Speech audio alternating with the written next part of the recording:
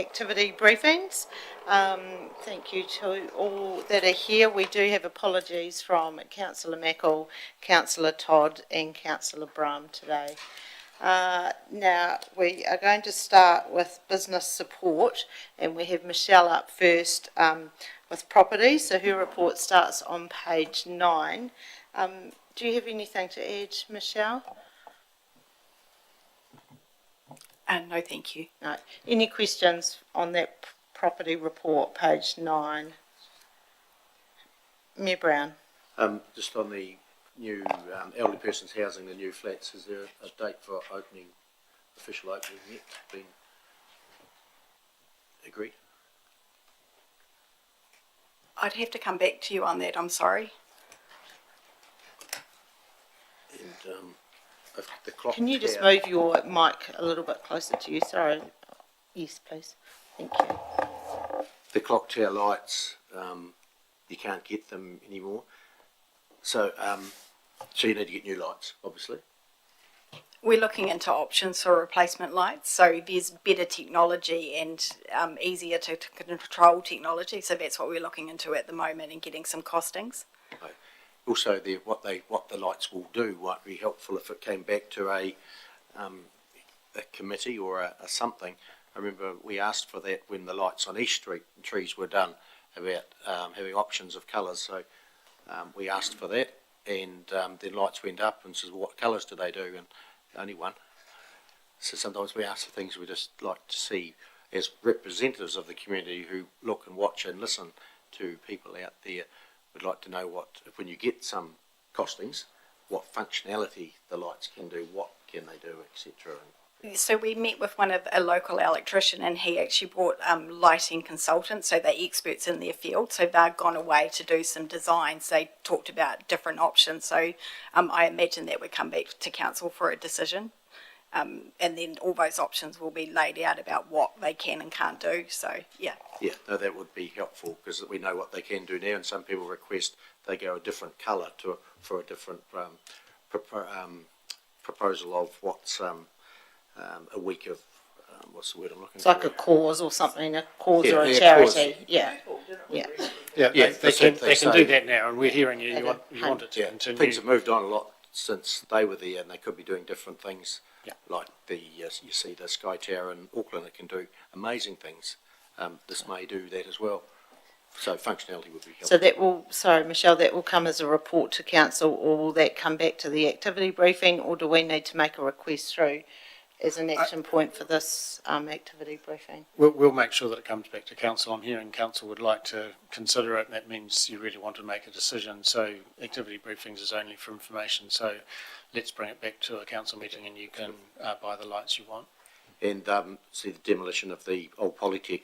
You fence off the whole site for the demolition, because people use that for car parking now. Does the whole site need to be fenced off? The asbestos in the building is extensive, so for safety reasons, yes, and to give the demolition crew enough space. So we have let window dropped to all the cars, and we've let the tenants know, and the businesses that we do know that park in the area, we have notified them, and we also have advised of alternative places that people can park. Okay, great. Councillor Hooper. Thank you. Is there, on the lights, is there something wrong with the current lights?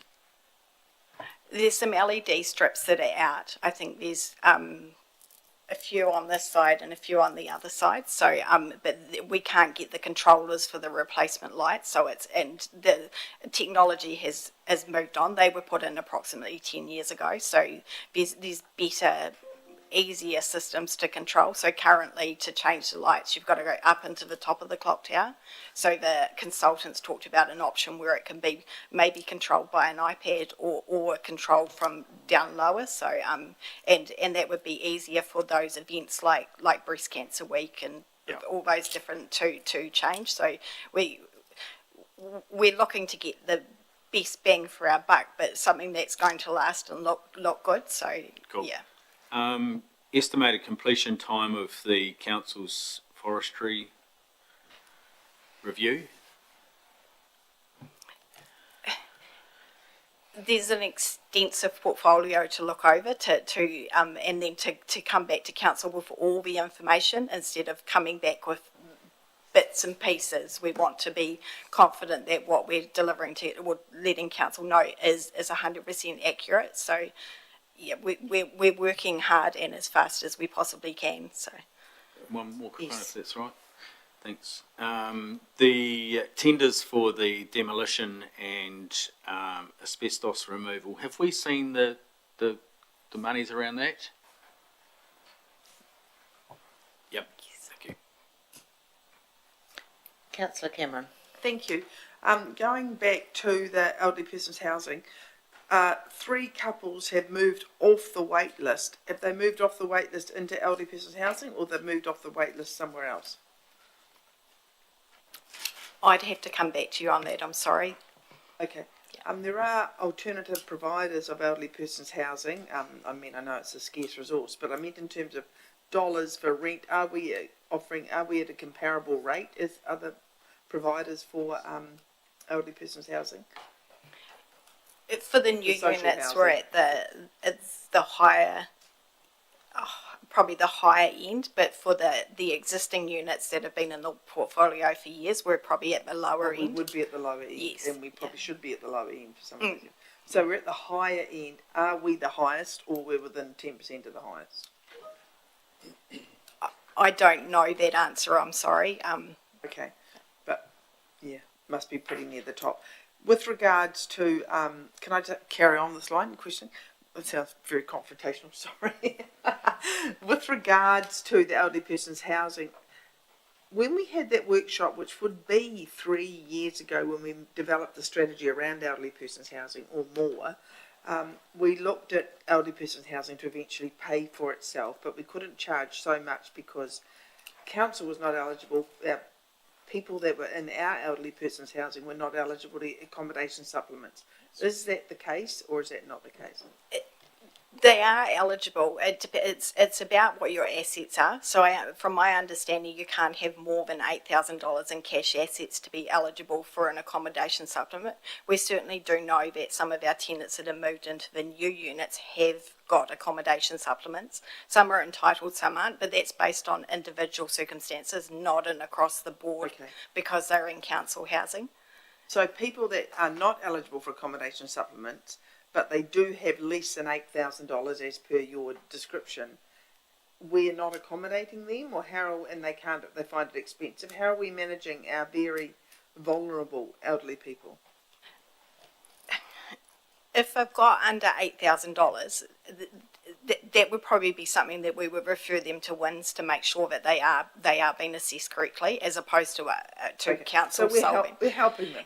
We're recommending, so we recommend to tenants that they go to work and income and make sure they do get what they're entitled to. Yeah, it would be nice to think we have them, because some of them had no familiarity with the WIN system in that. Yes, and we have, when the rents went up a few years ago, we did approach citizens' advice. So some tenants can't fill in the applications for themselves. So we went to citizens' advice to see if they would help. And in the rent review letter, we have said citizens' advice is available to help you if you need. Great, thank you. I just sorry. want to know that we've been Yeah. kind to I do people. have that answer. So the 3 couples that moved off the list have moved into council's new units. Marvellous. So they're still, we haven't sent them on their way with no accommodation. 2 more comments. Very quickly, yep. Yeah, I'll be quick. Yeah, I will be quick.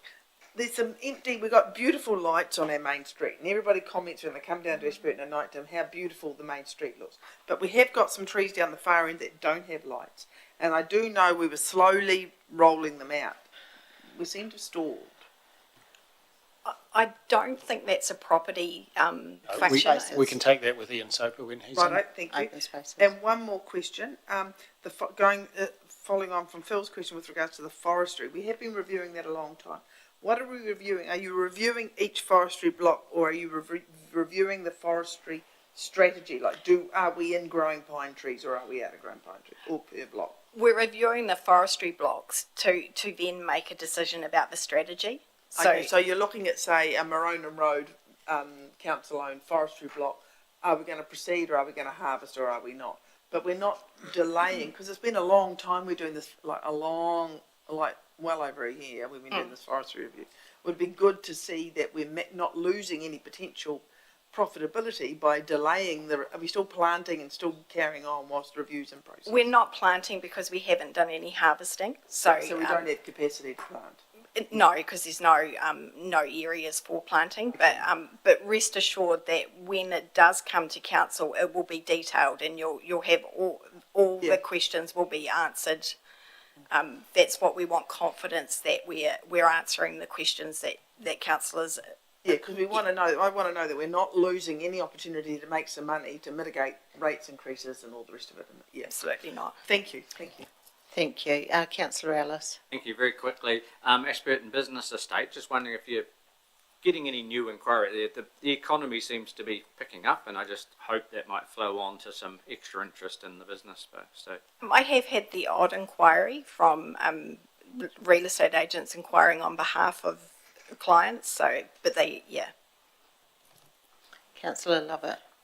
Right, just thinking Balmoral Hall, we're a year in, with a 2-year stay period there, are the tenants who are the users of it, are they looking at other venues to go to?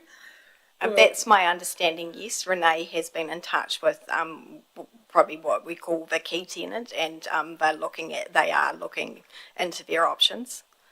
That's good to know, because, time's creeping up and I'm thinking, yeah, it could put pressure on things. The other question was the airport, the movements. Where are we sitting with those compared to last year, or have you not got a couple of years complete to look at our movements, flights in and out? I probably have to come back to you with that information. I'm sorry. I don't have it today. Yeah, it'd be just interesting to look at the years, whether we're getting more and more users of it, or sitting back. So should we just note that as a request? Thank you. Any further questions for Michelle? Thank you very much. We'll go back now to page 4, and we've got Gordon with Information Services. Thanks, Gordon. So report on page 4, 5, 6, 7 and 8. So take questions on those pages. Councillor Cameron. Consultant submission management, and I've written there, Gordon, what? I don't understand what that is. Please. Through the chair. Sorry, that may be a typo. Consultation submission management. So this is where strategy and policy receive consultations, public consultations, Okay. and it's the management of those once received through the process. I of do know now. I think Tony's spoken about that. It's where they're sort of alphabeticalised and numerised. all that sort of all things, the analysis, etc., Yeah, and thank you. I responses. do know. Thank you. Mayor Brown.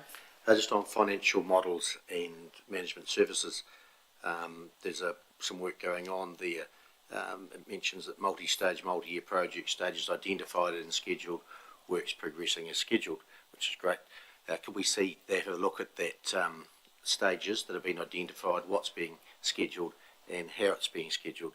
Hence, you and I were at conference recently, and the providers of this service said we could be moving faster and using the technology quicker than what we are. So I think we need to pick up where we are at with it and seeing if it's moving fast enough for us, and if it's not, we may need to resource it to move it faster, perhaps. So having more detail there would be helpful.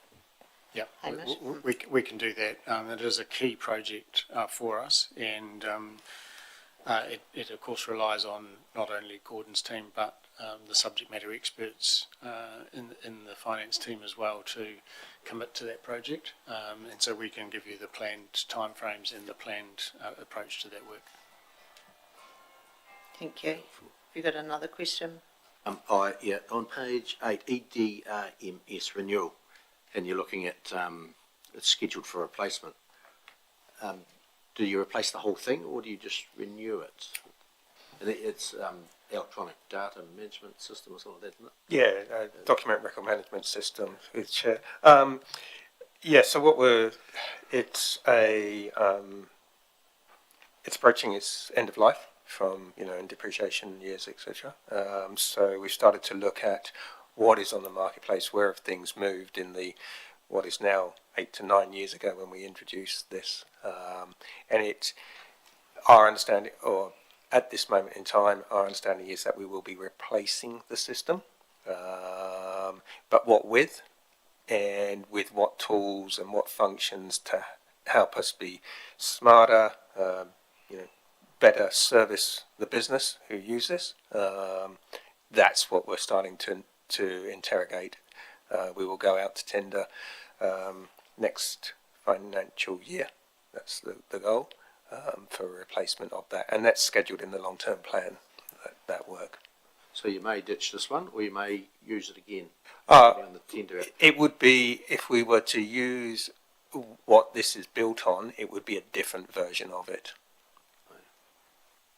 It's not start again stuff, is it? Because there's been a lot of work and effort go into this over the years, storing, going from paper to digital, I understand. The advice of from what I know at the moment, and there is a caveat on that, because we haven't fully interrogated it, is that it would, if we were to continue with the solution that we have at the moment, it would be a rebuild, so re-implementation. Councillor Ellis. Thank you. I was just wondering through here if there's anything Gordon would like to highlight for us, because some of the stuff we just 6 weeks after 6 weeks, and it's not just in your area, just comes back again without dates next to it, and we get like in your one, the community facility booking system, working to configure the solution continues and so on. So is there anything you'd like to highlight in your report that you think we should actually show a bit of attention to or something? Through the chair, I try to frame it that there is some, the work has obviously interest to you, but you're able to connect with because it flows through either to public, such as the consultation, the grants and funding, the booking system, or those key business management functions that we have to do, like security, like the information management stuff. So it's a bit of a blend of trying to get content to you that is relevant and appropriate for you. So I'd highlight everything. It's a simple answer. Thank you. Are there any further questions for Gordon? No, thanks, Gordon. Next, we are on page 11, and we have Erin with her finance report there on page 11 and 12.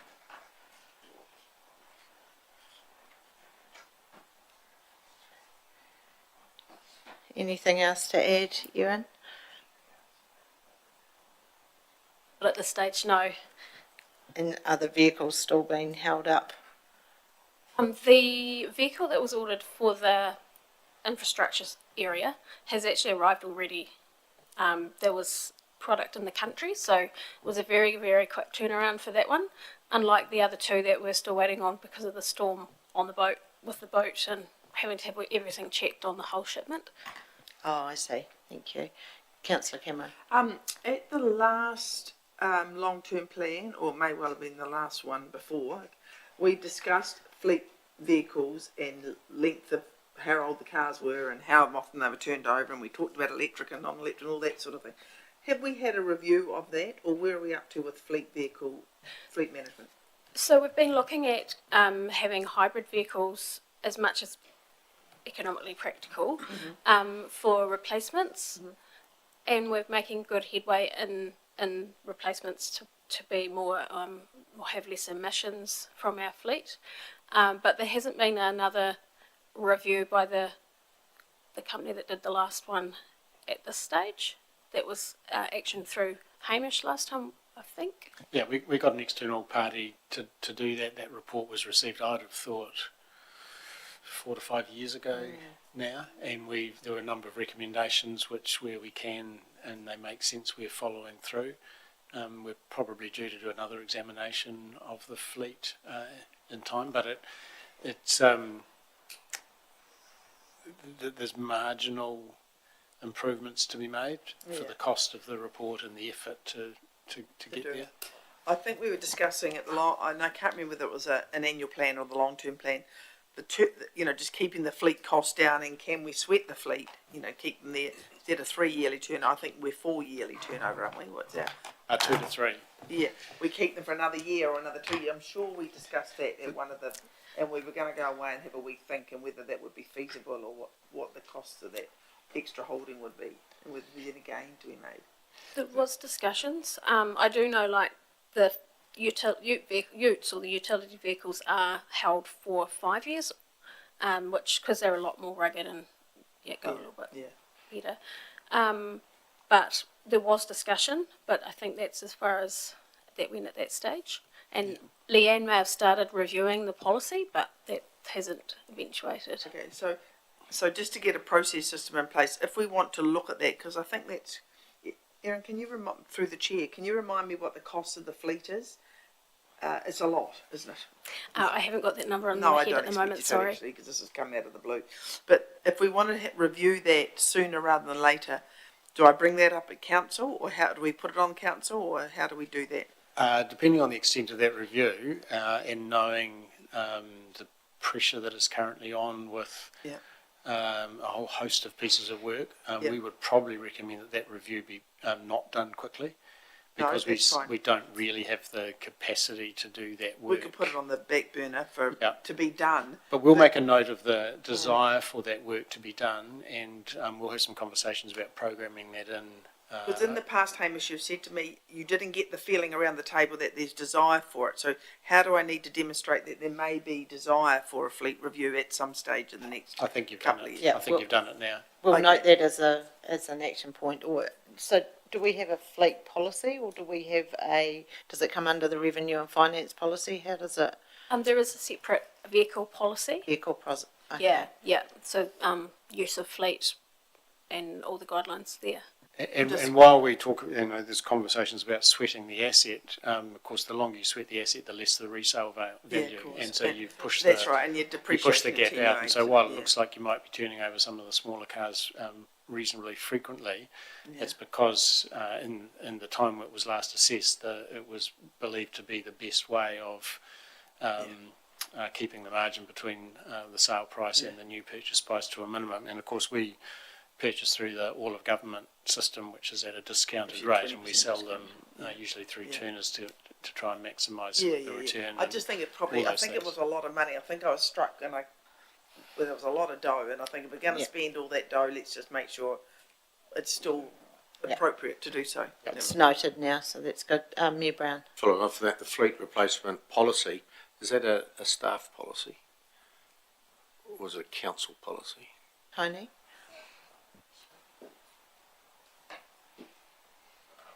We'll get back to you on that. I'm not sure if it's internal or council policy. I think it may be internal. I'd probably question why it is Yep. I internal. don't think I've seen that. No, you haven't. Thank you. Any other questions for Erin on finance? No. Thanks, Erin. We will now go to infrastructure and open spaces. Neil, are you in today? Oh no, here he comes. Thank you. G'day, Ian. Hi Ian. So report is on page 13. I thought instead of sort of jumping all over the show, we'd sort of go page by page. So Three things first. yeah, cemeteries. Did you have a question on cemeteries? No, Councillor I haven't Cameron? done the cemetery, except the cemetery looks lovely. Congratulations. Excellent. Looks lovely. Okay, we'll move down. Thank you. Can I go? Yes, you can. I was just going to move page by page so we didn't miss anything, but that's okay. Open space management, Ashburton Domain. Thank you. Yep. First question. There we go. Ashburton Domain, the sign looks great. Love the sign. I think you've done a tremendous job. Love the domain. I've been walking around there quite a lot lately, and I like the fact that the dahlias have all been dug up and there's fresh mulch and the roses have been pulled up and you're getting your sprinkler sorted for spring, so tremendous. But I have one concern, I don't know if it's this department, I have a feeling it's roading, so it's still Neil. But we can build this beautiful sign at the corner of Walnut Ave and Oak Grove, and I know in all the corners, when I read the report, are getting signs for this domain, but we can't put a blimmin' sign at either end of the town saying Ashburton. And this is what it costs, and we can't do one. Is that your department, Ian? Through the chair, no, it's not at those town frontages. That's squarely with you guys. So you've Can we you put a hand you up and have say we wanted? no, you have considered a welcome sign to Ashburton, remembering you've got other towns in the district. You have considered that matter, you've had designs, you've seen the price, you didn't like it, we haven't built them. There was no consensus on what a great design looked like. So in the meantime, that is squarely a political issue, and we have no plans to do anything until you instruct us Okay. otherwise. Can I carry on with this conversation? Yes, you can. And I'm talking to Neil now, please. We did consider them, and we're all shocked at the price, and given, you know, the impact on rates, we thought, no, we can't spend 300,000 or whatever it was on signs. But we can spend under 10,000 for 2 brick walls at the end at the signs. Can I test the feeling around the room? Do people want, well, Ashburton signs to say, here's Ashburton? We've got marvellous ones in Methven and Rickyre and... Yeah, I'll go to Through Hamish. Madam Chair, there was no consensus on the design. So there's no plans to do a sign the same as the Domain ones on the entranceway to Ashburton, because council considered a number of designs and didn't. No, they were all elaborate, flash, beautiful things that we loved. And we couldn't Here we are. afford them. So if- we've got no plans to do it. We've got no budget How do for I it. bring up plans to do it? The budget time, the annual plan. Annual plan. We've got to provide for it. The Domain signs are provided for in the Domain work program. So there is budget for it. We're proceeding with the work that you approved. So we're talking about $18,000, which in reports sometimes say minimal, it says on some of our reports that we But I get. just repeat, there was no consensus on the design. So should we put an $18,000 sign in there or a $300,000 one? I don't know. So this is You've something got to to resolve note. it as Well, a council. I'm gonna Note for the annual plan. So, talk to the current mayor about how to move that forward. okay. Thank you. Have you got any other questions on open spaces? Yes, I've got a lot. Okay. My other question was the lighting that we discussed in the wrong slot previously. Ian, the lighting, there's a few trees that aren't lit up on the main street. Through the chair, that will be the bottom block, I think, correct, opposite Farmers. That's a site where we have just got some services into the bottom end, but I think power is the issue down there. There was some old power supply, so we would need to review what that situation is. My understanding is that it would need a new supply to it. So the power supply runs for the existing 3 or 4 blocks of trees out here, runs adjacent to the boundary fence with the railway, so we would need to route a compliant supply further south and do that block. We're more than happy to include that as a project in the asset management plan and the upcoming LTP if that's the councillor's desire. It is the council's design for many years, and not meaning to embarrass you, but last time I asked you, it was because the trees were being pruned and they were getting too small and some were being pulled out. So we need to have a definitive answer. We need to move forward. We want the whole of the town looking glorious, as well. Through the chair, we'll come to you with at LTP time with a proposal and a new project for that in this We just upcoming. don't. Have you got another Thank question? Okay. Hearing that Sorry. frustration, we can bring it forward to the annual plan as an annual plan project rather than the LTP. So that does bring it forward slightly from Ian's initial suggestion. Thank you. Councillor Hooper.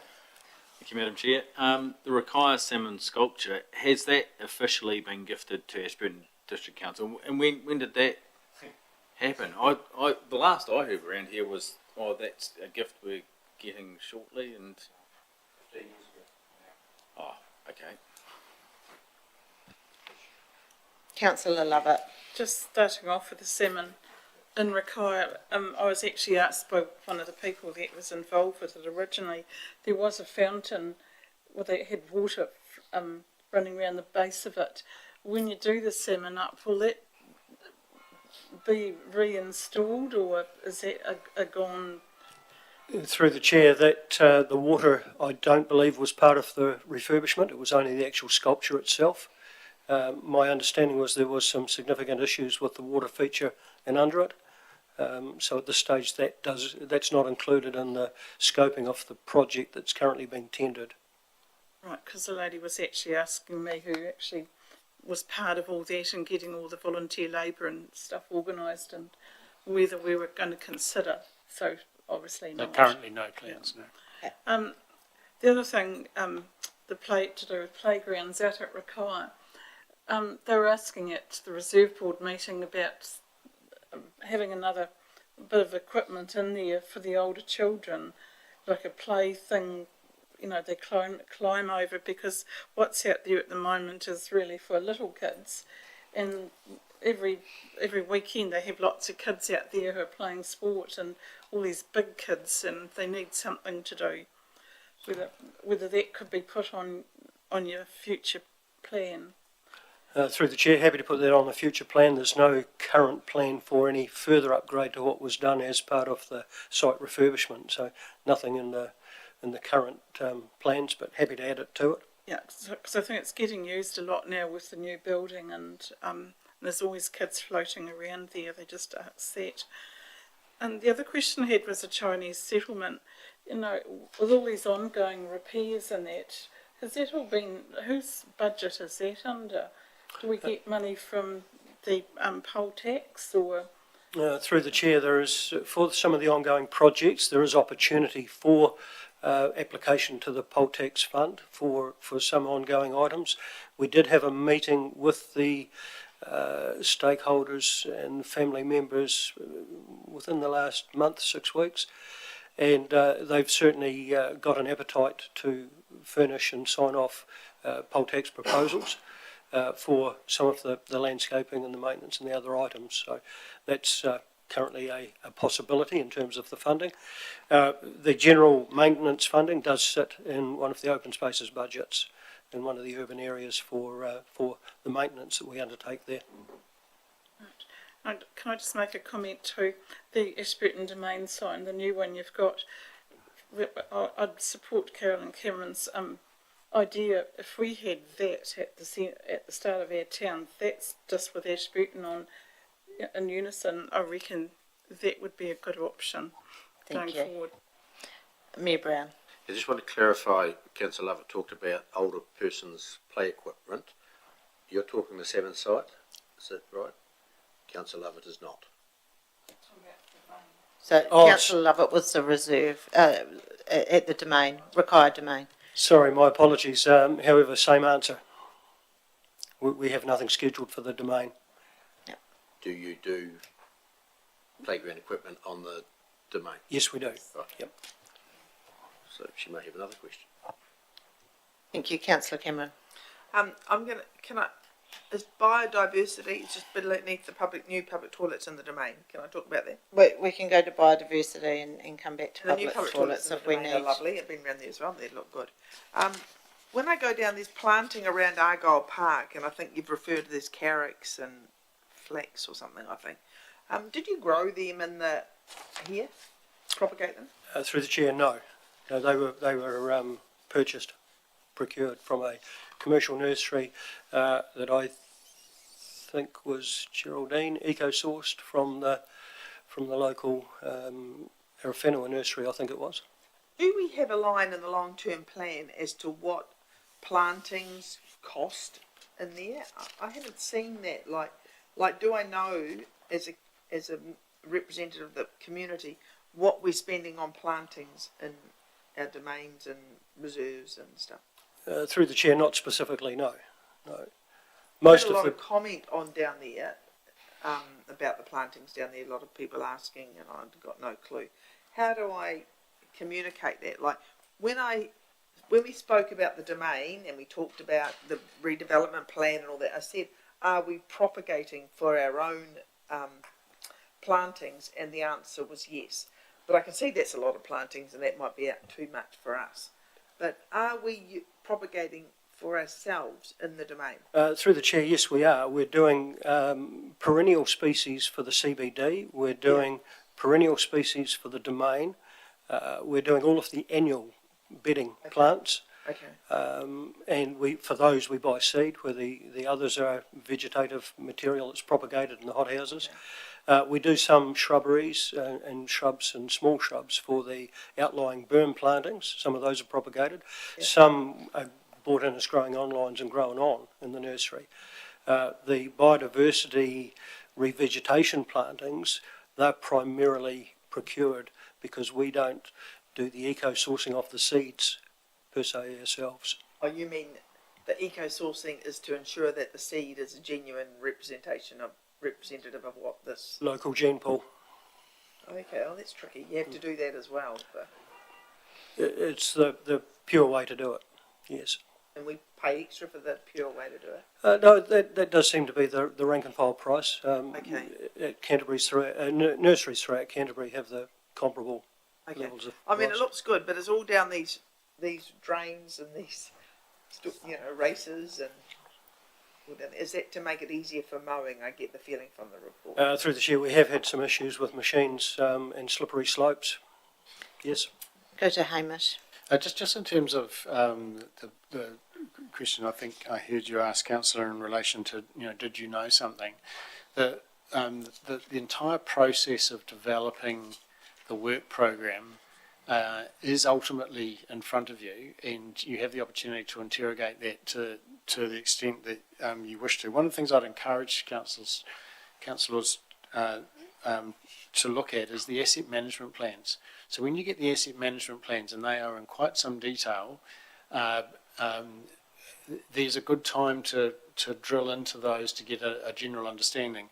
Once the asset management plans are approved and the budget allocations start flowing through into LTPs and annual plans, it's much harder to see quite fine detail around some of these things. And I sometimes hear that, you weren't expecting, that sign or that planting. There's just so much of that detail that is the council's business. It's impossible to give you multiple heads up around some of that really fine detail on an ongoing and constant basis. But the time to really get a thorough understanding of what's coming up through the work program is when you ultimately see draft and then approve asset management plans as part of the LTP process. Thank you. Councillor Hooper. Councillor Hooper? Thank you. Em, what's infill planting? Filling in the gaps through the chair. Thank you. And the Robilia Park, that's Collegiate South, isn't it? The building area is, but the playing fields are council. I was just going to ask you. There is a boundary line that's not visible on the ground, so to speak, in front of the car park that drives around the hall and the building area. So there's a boundary line that goes between the two. So we have the park area, the green space of it, not the built area in the car park. So the infill planting that's going on there, where sort of... It's at the northern end by adjacent to Fulton Hogan's crushing plant. So it's at that end. There's another ditch and a cut-off drain that goes through there. So we've had that all cleaned up and revegetated. Sorry, thank you. Councillor Wilson. With the update of the Canterbury Biodiversity Strategy at ECAN, I know our biodiversity officer has been doing it, but I understand he's unavailable at the moment. So has someone else been drafted in to help with that? Because that's getting quite a long way through now, and they're looking to try and ram it through, is the word I'd use, before the next election.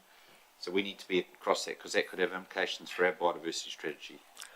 Through the chair, I do know Christian has been keeping eyes over that in his return to work staggered approach. So he has been the one that's overseeing that and keeping a finger on that pulse. And probably Just to follow that point, the exec team considered this very matter just on Tuesday, and the next biodiversity advisory group meeting is one that councillors interested in biodiversity should try and make as a priority, because the implication in some of that reporting was that now that ECAN has adopted that regional one, that it would flow through into territorial authorities' own planning. And we have heard loud and clear that this council is perfectly satisfied with their own plan and doesn't necessarily expect the regional planning to start amending in any significant way council's own plan.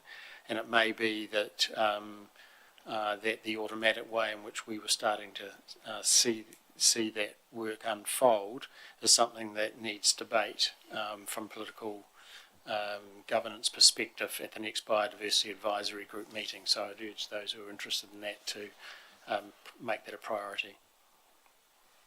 Thank you. I just have one question, and that was just on the QE2 covenant. And where did I see? It was page 19, to develop council conservation covenants. Have we ever done that before, or is this only because the QE2 covenant system is sort of running out of, or doesn't have as much funding anymore? Yes, through the chair, that's correct. I don't believe it's something this council's done before, but there is facility in the Reserves Act that allows that mechanism to be applied. I believe some other councils have. So there's, I know Christian's been certainly working with our lawyer just on the understanding of what we can and can't do and what the implications thereof are. My understanding is that where they are sitting with it is that it can be done at no greater cost to the council other than staff time. So that's waiting to see on what that looks like. Thank you. Mayor Brown. You're just under page 19 rather, completed plan project, second bullet point, is about the fourth line down, recommendations received from EOS's last ecology study. Who's EOS?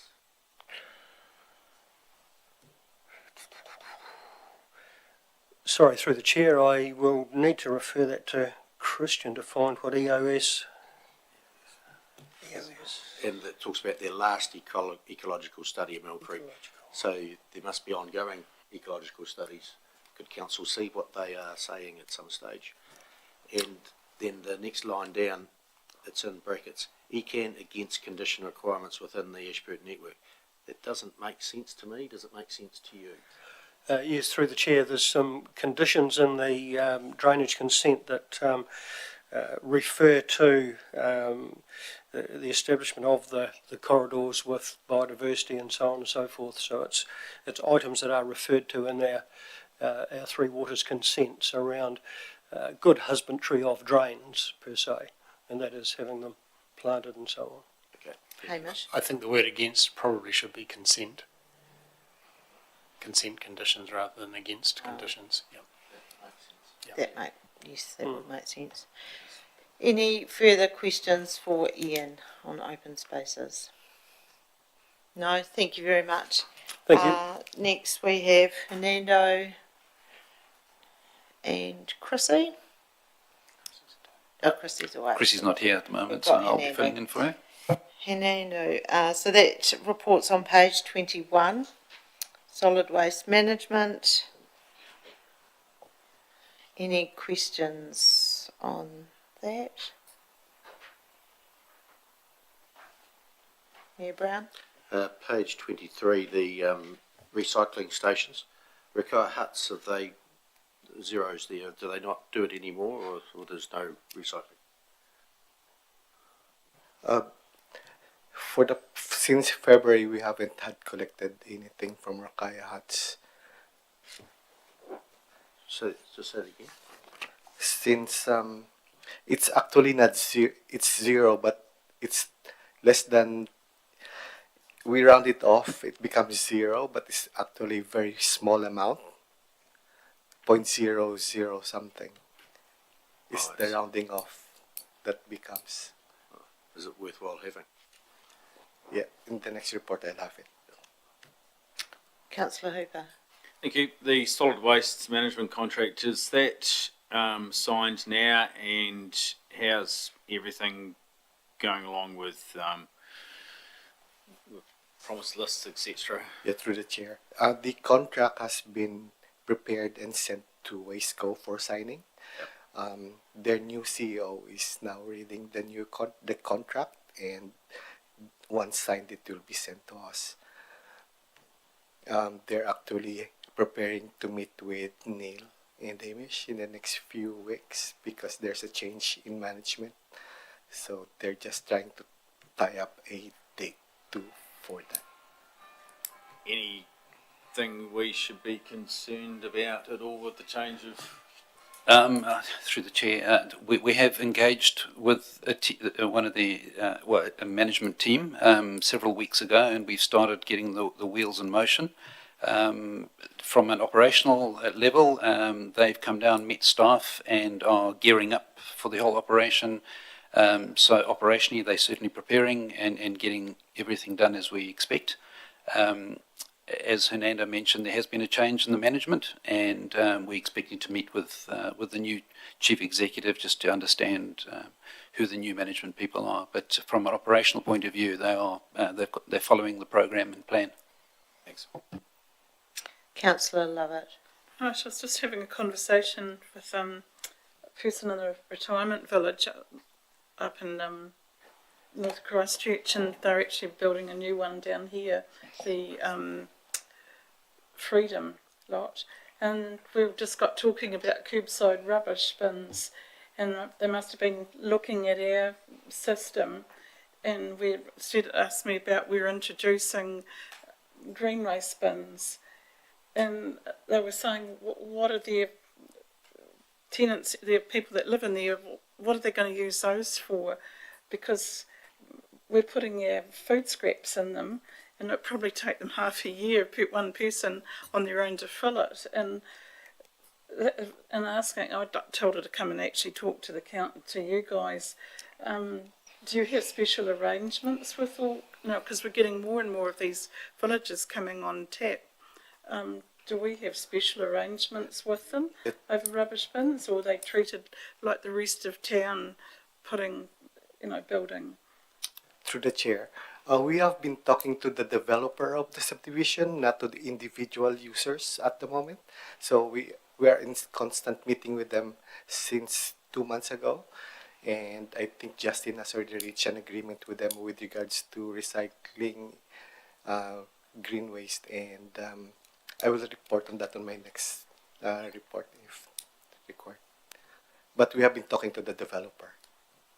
That's good, because all their gardens and everything get done for them, and they were just, I think it's when they're building these little houses, and it is becoming an issue. These great big bins, and there needs to be some way around it. Thank you, Councillor Wilson. Obviously, I've been out of the loop a bit with regards to change in management of one of our new major contracts, which is the waste management one. Do you ever get information from their board as to what's caused it? Because if your chief executive's gone, it can be a great thing because they have renewal. Well, that's great, but you expect their board to perhaps inform you of that. Have you heard anything from the chair of their board as to what's going on? It hasn't been perfect from our point of view.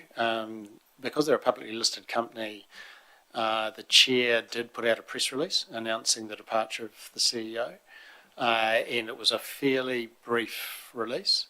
And Neil highlighted it to me, Neil McCann, and we sat down and rang the chairman, but the phone number didn't work. So that was less than heartwarming, and so Neil has been beavering away to try and find exactly what's going on. We understand the CEO has gone for health reasons. That's the Chief Operating Officer. The Chief Executive Officer did contact me when he resigned, just to explain he was going back to Melbourne. His family's from Australia, and it was a family decision. But more recently, the Chief Operating Officer has resigned, and we believe it's due to health reasons. Yeah. So that's the executive changes, and they're quite material and meaningful, and we haven't found it that easy to contact the chair of the board. We have tried. So we'll perhaps hear something further on that going forward, obviously. I believe they are about to contact me, I think today, to discuss a meeting in the next few days and give us an update, and we can report back. Thank you, Councillor Ellis. Thank you. If there's a change to the way we're doing FOGO, can we please be informed which council decided it was not an opt-in, opt-out service? Everyone was in. Because if we start allowing one group to opt out, we will have a list as long as your arm who want to opt out. And this new contract is based on everyone is in. So if there is a change to that, we need to know. Thank you, good reminder. I'll just go, I'm on recycling, page 25. Any questions on that? We've got the recycle shop, waste education, page 28, and good numbers of diversion from the glow event. Any questions on any of those pages? Nope. Thanks, Anando. Neil, will you be covering stock water Yes, operations? So we've got I'll do that. my best. Page 29 and 30.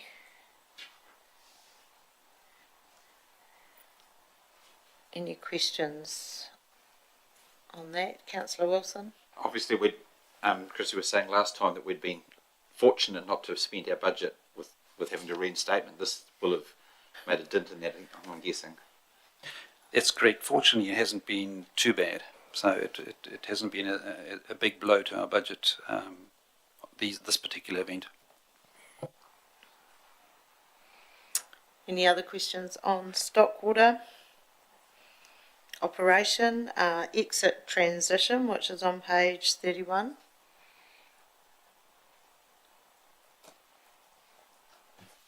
Councillor Wilson? So we've been meeting when we go look to close a different thing. We've been meeting with the people, and I think Neil could comment. That's gone very well because it's actually involved the community, and I think it's working very, very well because they feel like they're being listened to, and they are being listened to, obviously, but also it's kick it off, sort of, hasn't it? Yes, it's certainly been very engaging and lots of questions asked, and quite a few people have attended these sessions, which I think have been appreciated, and it's been good. In the email update that you send out, that goes out does that go out once a month? Not sure the frequency, but regular, I'm not sure what the exact frequency is. Any other questions on stock water? No, thank you. So we will go to roads and footpaths. I think Mark's here, yes.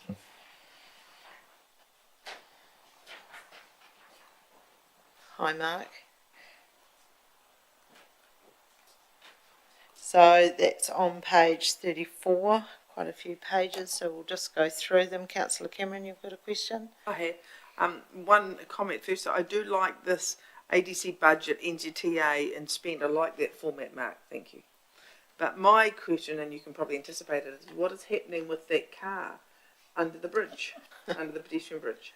Well, currently it's holding up the ramp on the bridge, so it's being removed tomorrow, so anytime between 9 and 3, so they're preparing today. They've got to put some temporary structure in place to lift the ramp up so their car can get tailed out and then drop it down and make the structure safe again so it can be used. So that's happening tomorrow. So that will be, people will be able to walk over it. Yeah, so that'll be from tomorrow. Yeah. How will that have any impact whatsoever on the repair and maintenance of that pedestrian bridge? Only it'll be a bit extra work when we do the renewal work, so it'll be added to that contract to actually reinstate that timber that's been taken out by the car. So. And that will be presumably on an insurance if it meets the the excess.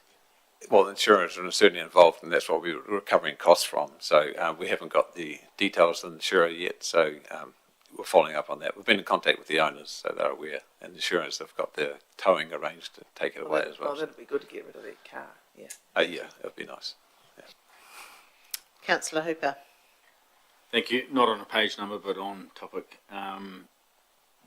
Mark, I've had a lot of people asking me why it's going to take 6 months to sort the viaduct. Can you give us an answer, please?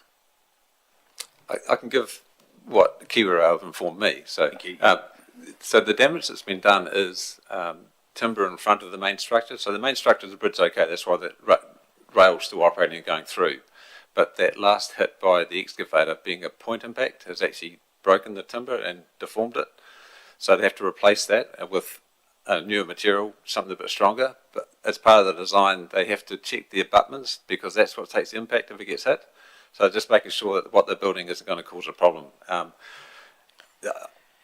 why it's 6 months, I can't quite explain, and the safety guys I talk to can't really either, but they've got to go through the design and get it done. They don't want to sort of do a half a job, so they want to do it properly if they're doing that, because it's sort of quite a critical, it's the main south line, so they want to make sure it stays open. So they're quite happy with they're really pleased that temporary closures in place, just take away that risk of being hit. It did get hit last week, I think, coming from the other side by a motorhome or a camper van, which causes less damage. There's a lot of fiberglass and plastic there, but that point impact by the excavator was the thing that really did the damage. So, yeah. So 6 months because of design and getting things in place, confirm the design and getting it done. So as we all know, some organisations just take a bit longer to get things done than others. So, yeah. So, yeah, a lot of people have asked me why pedestrians and bikes, so that's purely so it doesn't get hit again. Yep. The only way of stopping getting hit, as far as I can see, is not having vehicles going through it. Yeah. Because you can put all the signage you like, someone will still hit it at some stage. It's been brought up before, but can you please remind me, it might have even been you, Neil, that said roughly about the cost, but we drove into a car park in Christchurch last weekend, a high-rise one, and before we went in, there was the two poles either side, and then there's the dangly thing at 2.7 metres or whatever it was, and we drove under that and didn't hit it, so we were good as gold. Either side of the viaduct, why can't a similar thing be done, and is it cost? Yes, and practicality as well. So it had looked at to actually something that was there in a gantry that will span enough and get high enough and be able to hold whatever's hanging down off it and give the warning. It was at least $15,000 each. I think that was pretty low. I think it was actually more than that. That was just, but getting it far enough away from the bridge, and then what traffic does once it gets to that point and then has to back out again, what you do with them as well. So, yeah. There's delays when and who would pay for that as well? So, yeah. Sorry? And who pays for it as well? Okay, thank you. I mean, the road isn't the problem. It's in fact there's a bridge over it that affects the trains. So, yeah. Mayor Brown. Who pays for the repairs to the rail bridge now? Well, the repairs to the bridge is Kiwi Rail, yeah. And they're in touch with the insurer of the guy that hit it, so they contacted them the day it happened. So, yeah. Could they not be looking at something like that? It must be cheaper to put a preventative device in than have the bridge being hit all the time. Yeah, I would. Yeah, okay. The argument for that is probably the cheapest thing is to close the road, but yeah. If you're looking at cost. Yeah, that's probably where things are leading to, perhaps, with the strategy they're taking. Yeah. Just simple question. You've got Fairfield Road down for rehabilitation. When are you going to do that? Do you know? Well, it'll be the summer, anytime from October. So the first tender it's out, I think, some documents might be in the south. So it'll be done in the new year. So it'll be January, February, March is when that'll be done. So, okay. Yeah. I was just knowing the road and where it leads into and why the road it's high use road. Yes. It leads into Tallies. Heavy vehicles going in. Yeah. They're doubling the size of their facility out there, so there's going to be double the amount coming in. Yes. Which is fine. But it's not being used right at the moment because there's nothing coming in. If you wanted to have a clear access to it, it would be easier to do it with no vehicles on there than wait till February, March when there'll be hundreds of vehicles a day going in and out of that factory. Yeah, typically we don't do rehabilitation work in July, August, just because of the poorer, wetter, colder conditions. So you want to do it in the best conditions to get a really good result. So that's why we do it in the summer. Yeah, just when you leave it to the summer, you're going to be disrupted by a huge number of vehicles, and there will be trucks using it. So, liaising between the two for the lower use times. Yeah, might be we'll be contacting them. Yeah, they help with compaction, having trucks going over it too. So, Councillor Wilson. Have you seen any change with the road cone thing? Because I was interested. I've been away for a few weeks, and I came home, and in all my travels away, I came home, and the most road cones I saw was between Christchurch and my house at Hinds. There was more road cones there than there was in the rest of the world, I'd just about put. And I'm not joking, it's ridiculous. So are we seeing a change? Obviously, that's not our road and corridor, but in our corridors, are we seeing a change in the methodology or the thought patterns around road cone use? Well, certainly haven't noticed a difference on the state highway, despite what was in the minister's video release. But no, not really. But most of the stuff on the local network isn't quite to the same extreme. But I know a team do work with the contractors and trying to have the most, the practical, least disruptive type of traffic management. Sometimes you need to have lots of cones, and there's a couple of examples around here that work with them saying, why have you got that many out there? So reduce them. So it's not necessarily cones, it's more where they're put and how they're put in. You're right though, there's more on Satterway 1 than was anywhere else driving around. So yeah, and some of the sites there were probably when they were trimming some vegetation by the railway line, it seemed to be about 1,000 cones there when they weren't actually working on the road. It seemed a bit unusual to me. Councillor Hooper? Thank you, Madam Chair. Can I go to page 39? Is that okay? Yeah, no, that's fine. Yep. The Will Street rail footbridge, the design of the renewal of the footbridge is being worked on by WSP. Who's WSP? Previously Opus, so and now called WSP.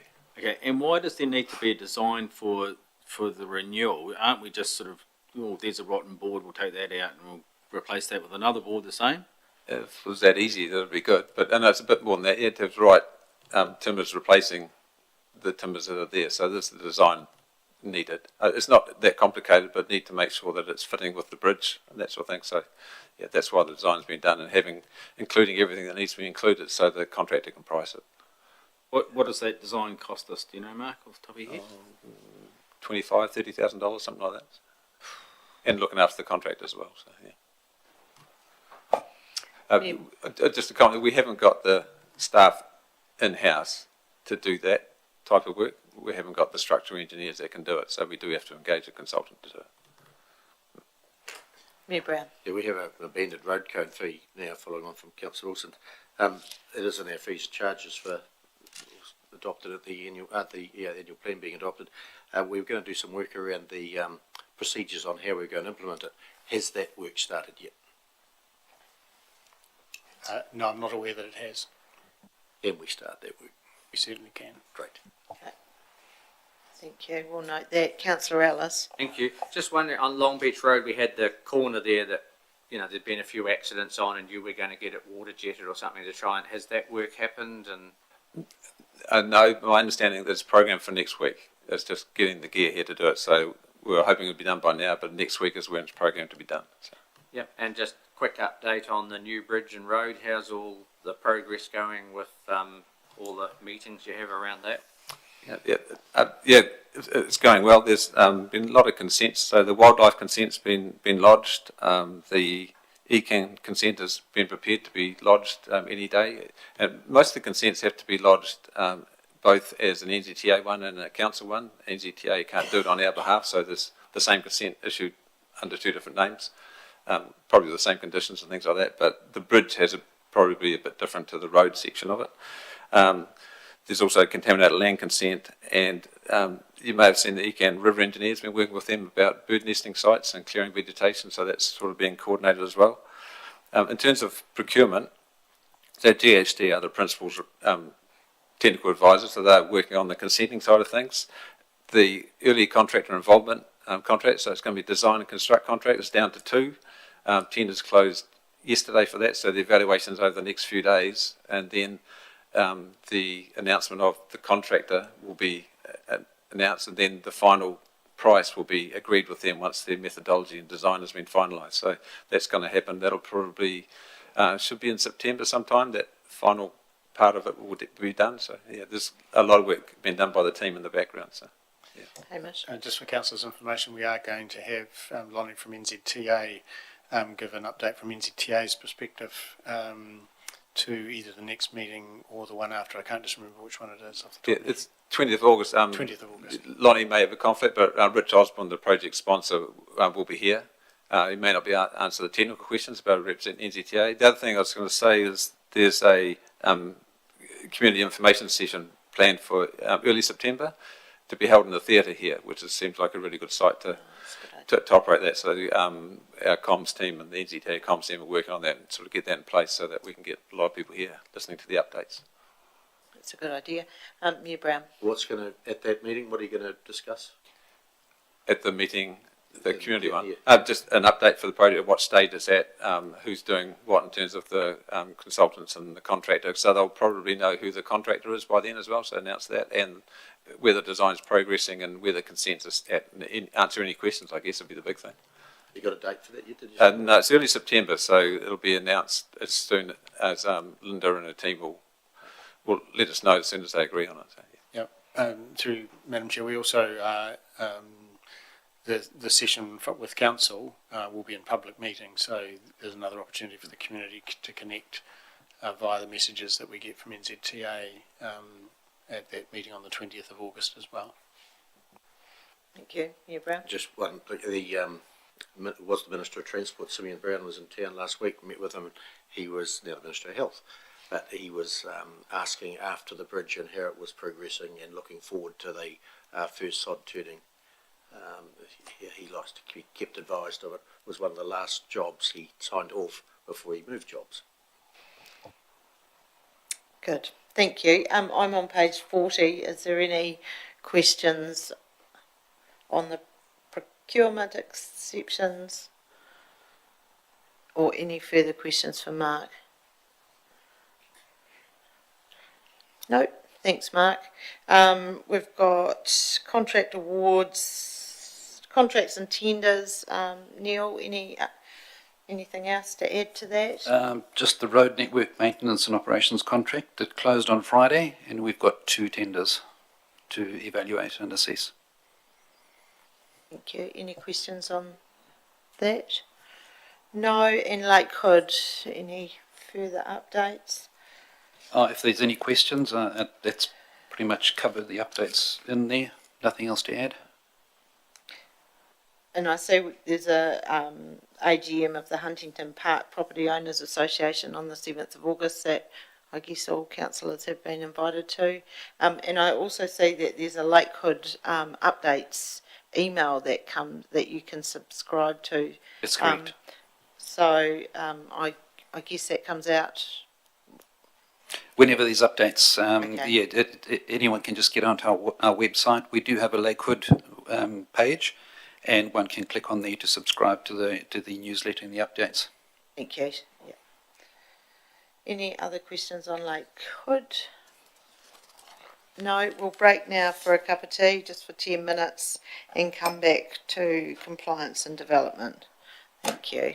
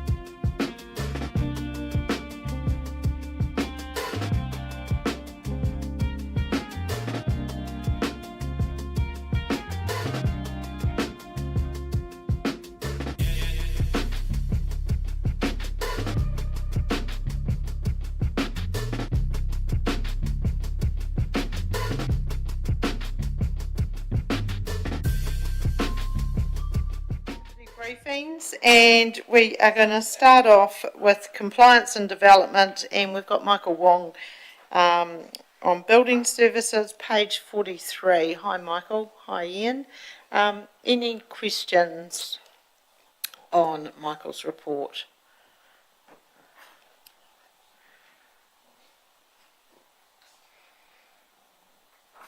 Any updates you can give us, Michael? It's not on the report. Thank you. Through the chair, the upward trend continues for July. So we've done 30 houses this month, with 2 days to go. Gosh, really good for the town. Yeah. No questions? No. Thank you for your report. Obviously had everything that we needed to know in it. Is Jim here? Oh, we've got Rick. Okay. Rick's, Jim, unfortunately, is an apology. He's been called away to a civil defence meeting given the recent, I'm not sure whether you're aware of the tsunami, distant source tsunami, and also the weather events around the country. From the earthquake in Russia? Yes. Yeah. Thank you. So Jim's report is on the bottom of page 49 and goes right through to page 52. Are there any questions on Jim's report, Councillor Hooper? Yeah, well, I'm not sure if Rick will be able to. I was sort of going to ask about the Wellbeing Days, Hakatiri Marae, how that went, but also I was interested to know how younger people receive the AF8 presentations and what sort of impact it has on them when he presents them. Do you know at all? Thank you. Through the chair, I do know from Jim that it was well received, the AF8 presentations, and was an extremely big wake-up call. Thank you. Any other questions on the civil defence? Councillor Ellis. Thank you. Oh, here's Jim now. He might be able to. Is there an update on today's tsunami threat at all, just for, since it is live and happening now? Put you in the hot seat, Jim. You're in the all hot right. seat, Jim, so... Thank you. Thank you, everyone, and apologies for lateness. I've just come from a multi-agency briefing regarding the tsunami warning. So there is going to be, it's around about 12 hours travel time from Kamchatka Peninsula, 8.7 magnitude earthquake, which has caused a tsunami to be generated. We're expecting first waves around 1 a.m. tomorrow morning. They've issued a tsunami advisory for, so it's a beach and marine threat only, not land inundation, for 0.3 to 1 metre waves right around the entire New Zealand coast. And there's very likely to be a national emergency EMA issued, so emergency mobile alert issued around 1600, which will have a fair bit of that information in it. And we will update as we go through. Thank you. Hamish? I just wonder, Jim, whether you have any information in relation to those parts of the world that are more negatively affected than New Zealand. Is that something you have information on? Through the chair at this stage, no, nothing updated from there. I know that Japan is, and Hawaii have both been warned, and so is Ecuador, so we'll get those kind of updates probably through the media, the same as everyone else, unfortunately. Thank you. Any other questions for Jim, or is there any other updates? There was a question from Councillor Hooper about the Wellbeing Days out at the Marae and how they went. Once again, through the chair, yeah, an enjoyable day. A good bunch of people out there. The Haora Days are a really cool way to interact with a different group of people and to maintain those relationships with our marae partners. So yeah, it was a good day, and I look forward to the next one. Thank you. Councillor Wilson. Have the people at Hakatiri, Rekitata and Rakaya been notified of this threat? Through the chair, yes, I've phoned I was actually out at Rangitata huts when the threat came through. I've called Hakatiri Community Response Team leader to let her know, and also the person down at Wakanui that I make contact with, and I'm letting Councillor Ellis know now that we've got a tsunami threat. Thank you. Any further questions? If not, thanks for popping in, Jim. We'll bring Rick back, and we have got alcohol licensing, bylaw monitoring and enforcement on page 53. Any questions on that? And next we have animal control on page 54, 55. Councillor Wilson? Just alcohol licensing, Jim. Are we seeing any problems across the district with regards to, clubs and especially not so much the pubs are a bit more restricted almost, but all the other clubs that we have, sports clubs, are we seeing them, the amount of licence holders, managers and all that being improved and the quality of the service being improved, or what are you seeing? Thank you. Through the chair, the tri-agencies meet quite regularly regards all licences, and all of them are in a happy mood regards the what they're seeing out there. Yeah.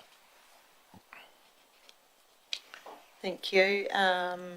Animal control, any questions? And I guess tomorrow is the last day you can register your dog. Is that correct? Thank you. Through the chair, that's prior to the penalties being applied, yes. Yeah. Thank you. And any questions on food safety, page 56, 57?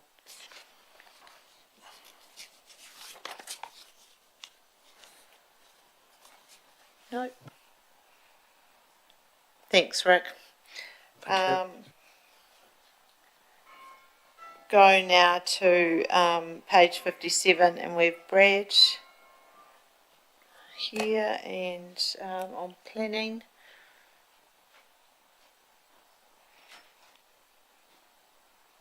Anything else to add, Brad? Through the chair, no. No. Any questions from councillors?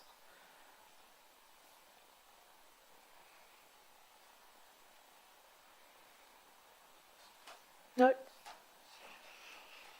Thank you. All the information's there. Thank you very much. We'll move then to economic development. Welcome Shelley up, and report starts on page 59. Any questions or any updates, Shelley? No updates. No. Okay. Questions, councillors?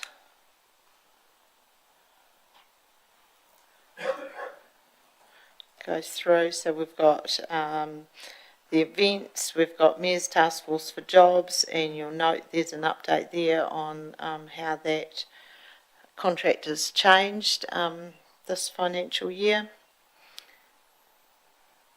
District promotion, and we got a copy of the New Zealand In-Flight magazine, Kia, which looks, which we could all view. That looked like great advertising, and the July magazine had some skiing on, which I actually read the other day, and that was a really good feature as well.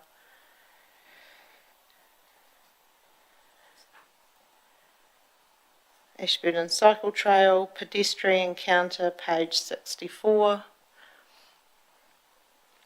Just stop me if you've got a question.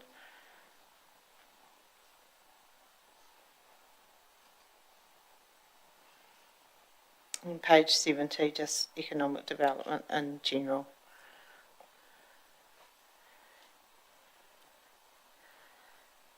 Councillor Ellis. Thank you. So just as a general feeling, how do you feel with the winter season, and that's, with the jewel in our crown with Methven and Mount Hutt and the hot pools and things, how do you think it's going up there for them this winter, and just the general feel you're getting? Thank you. Through the chair, the feedback, the anecdotal conversations that I've been having with operators is really great. They're very buoyant. A lot of money coming through. In the past, I think they've seen a lot of people day trip to come and ski and then not necessarily come into town for the night or spend a night in accommodation. There seems to be a little bit more of that happening. There's been a surge in international visitors, particularly from the United States, who are trending to independent itineraries, and they're driving themselves, so they've got a little bit more time. Once they get somewhere, they think, this is a great place, I might spend a night or two. So that seems to be really coming into play at the moment in the district, particularly in Methven. Shelley, just a question on the cycle trail report. When do you think that will come to council? We're expecting it at the end of July, so tomorrow's the last day of July. Should be very, very soon. So will that come to council?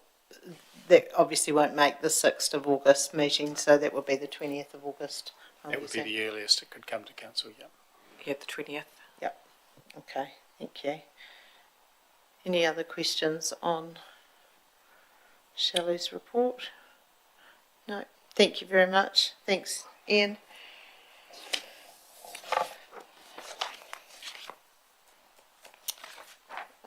And next we have people and facilities. I think we're slightly ahead of time. Through the chair, I've just passed on that message. So one moment, I've got somebody who's on phones running up the stairs. Okay, thank you. I see Richard coming in as well.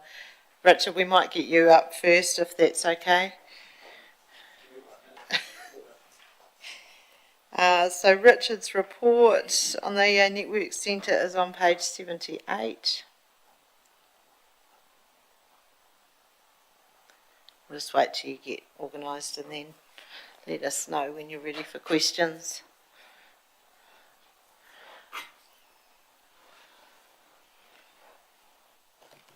Okay, all good. We can share screens. So. Oh, okay. Thank you. Councillors, any questions on Richard's report? And congratulations on hitting your largest annual visitation numbers. Yeah, thank you. Ever. We're very proud of exceeding that 500,000 number and breaking that record, particularly in a year when we had the pool shut for that period of time as well. So, thank you. Councillor Lovett. The women's swim night, do you ever advertise that out on Facebook or any social media? Through the chair, yes, we do.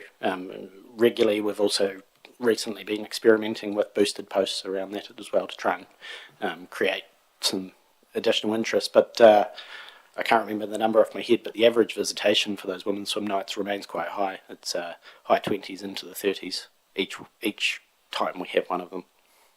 That's good, yeah, because I didn't realise it was still going, and I'd have gathered up a few in the district to come up. Sorry, I'm probably shorting that as well. It looks like we could be 35 to 40 on each of those nights. Yeah, I'm trying to math. How does it compare with non-women's swim night? How would that compare with any swim night? Through the chair, we've not actually done the analysis on that, so that's a very valid point, and I would be happy to do that. It should have every night been women's swim night. I'm not sure if the two are comparable, but very valid point, Councillor. My question is, and also I add my congratulations to Liz's with regards to your 500,000, annual visitation record. Does that translate into the most money? Yeah. Through the chair, as I've done previously, and I'll do it again, reiterate that foot traffic is not directly representative of dollars. It's directly representative of more people engaging in the facility, coming to spectate and watch their families partake in sport, but the two are not in parallel with each other. Annual visitation rate, is it more people putting swimming costumes on or the gym shoes and going to this is people going through those little ding-a-linger gate things that are counted, is that right? It's more, through the chair, it's more people coming through the front doors. So interacting with us, coming to be a part of the facility, but not necessarily... Going to have a coffee or whatever they're doing. Absolutely. Could be any part of the activity within the facility.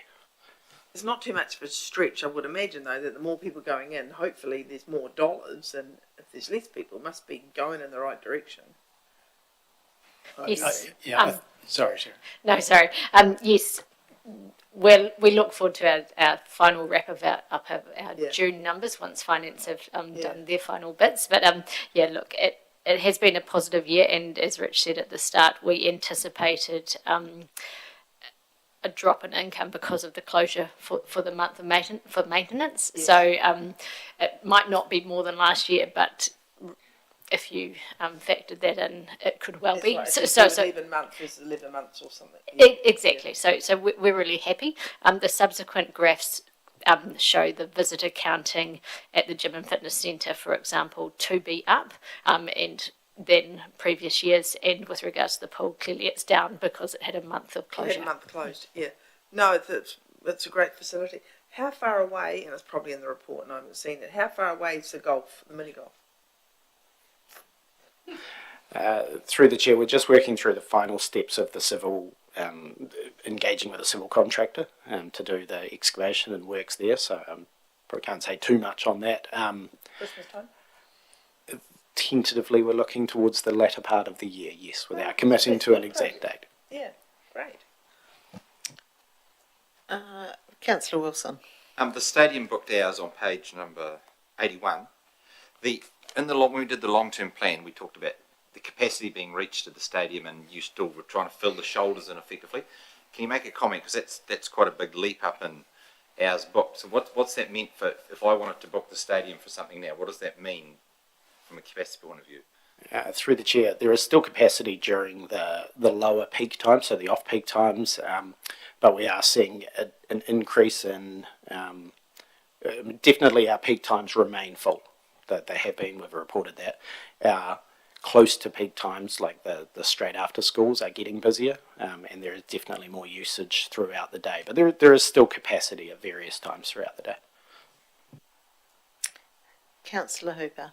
Thank you, Richard. The swim students, the learn to swim students, the February, March, April, there seems to be a peak in those 3 years graph, and then it drops away all 3. Is that a seasonal thing, like over Christmas? They're thinking, oh, geez, we could have done more swimming at the beach, and we need to get the kids enrolled, or is there any reason for that? And through the chair, my 10 years of doing this know that term 1 is our busiest. Terms 2 and 3 tend to be quieter. There's a lot of factors there. Winter sports, carving, a lot of things that are related to our community. Yeah.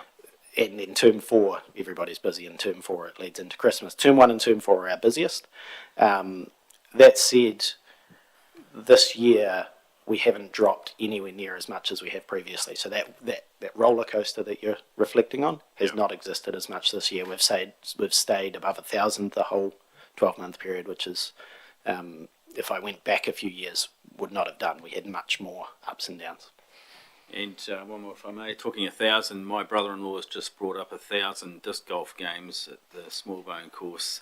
So I was wondering, how's the hire and sales of the disc golf? Is that still ticking away all right? Yep, we still see a lot of engagement in casual people coming to play disc golf. It's a great activity for people to pick up at a weekend or after school or around other activities. I did notice that the person who had completed 1,000 rounds, so that's an admirable achievement and a significant number of steps put over that course as well. So it's very well used by those who are serious about it as well as those who are casual. Thank you. Any other questions for Richard? No, thanks, Richard. We'll go back now to customer services. We've got Amanda here, page 71 and 72. Hi, Amanda. Any questions for Amanda? It's good to see that operational activities, so the end of year statistics, you obviously get more phone calls than anything else. Yes, through the chair, we do. Oh, light on. Yes, through the chair, we do. Yeah, telephone is our biggest. And I guess, I think it comes up later, but just doing a bit more promotion on the SnapSend solves. I assume there'd be more than 1,500 for a whole year. So I guess, I mean, the people who know about it talk about it a lot and use it, but there's obviously a lot of people who don't know about SnapSend solve out there. That's correct, through the chair. And with the promotion that's going to be happening in August, we do hope to see an uptake from new users, because the story is a lot better with a photo to see the pothole or the dumped rubbish or the road sign that's missing. Yeah. Yeah, and has the GPS location as well, which is pretty handy. Councillor Cameron. Just talking about rates rebates, and I see the government generously has increased the rebate to $805, $10 or $15. Yes. There's a big peak up when I look in 2023 in the last month, May to June. Are you expecting that this year, or because that would be an indication of the pressure some of our community are feeling at the moment, would be their rates rebate applications and things. Have you got a vibe for that? Through the chair, we did have a increase in our last month of June. We had over 100 applications applied, but that big jump that we had back in 22-23 was just capturing more and more people about it. So we will definitely have a big jump again this year with the range of income opening up for our Super Gold Card superannuitants. Because that's now, that was a remit, wasn't it, that went through, and now people can bring in their Super Gold Card or whatever, and you can say you're eligible for rate rebate. You don't have to fill in the whole palaver. They still have to fill in the whole form, Okay. but the income range it's about 11 or 12,000 more than what it is for a low income earner. So it is a massive amount of more people being targeted to get this rebate for the people that we've turned away in the past. Okay, so more eligible. More eligible. Great, thank you. Any further questions for Amanda? No? Thanks, Amanda. Thank you. I think we'll go to Shireen now. So, Art Gallery Museum reports on page 85. Thanks, Shireen.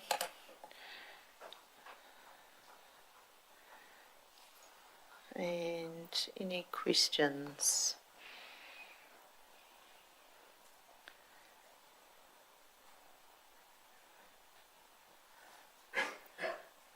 Have you got any updates for us? I'll get you to turn your light on. Thank you. Thank you. Kia ora koutou. No updates, just some invitations for an upcoming exhibition that I'm going to ask Sarah to hand out. We've got a significant exhibition coming from Te Papa, opening very soon on the 16th of August, with over 200 taonga Pounamu coming to Ashburton. So we're very thrilled to be inviting you to that. Wonderful, thank you. Councillor Lovett?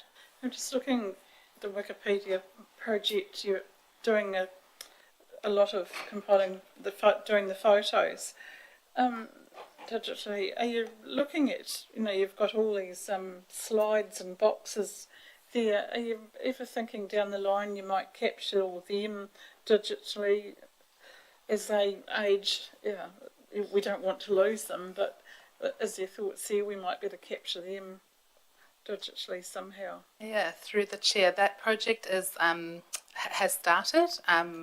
Some years ago we had a fixed-term staff member who was working on that project of recataloguing and rehousing the negatives. And certainly a digitisation project is currently in progress. You just, I guess, have to appreciate the volume of scanning that needs to happen. And we have prioritised some of our maps and plans that have been digitised. So as budget becomes available, we keep going on that project. And some of the negatives and photographs have already been digitised. That's good. Councillor Hooper. Oh, thank you. Maddie and I went along to the school holiday program, as we normally do, and there was hardly a spare seat on the day we attended. Was it like that most days? Because it was a cool wee buzz in there and kids all busy beavering away. It was pretty neat. Through the chair, thank you for that comment. July school holidays is usually busy for us, and so yeah, it was a really great 2 weeks. And I think the difference that I guess it's a product of the merger of the art gallery and museum is that we could fully utilise our learning centre.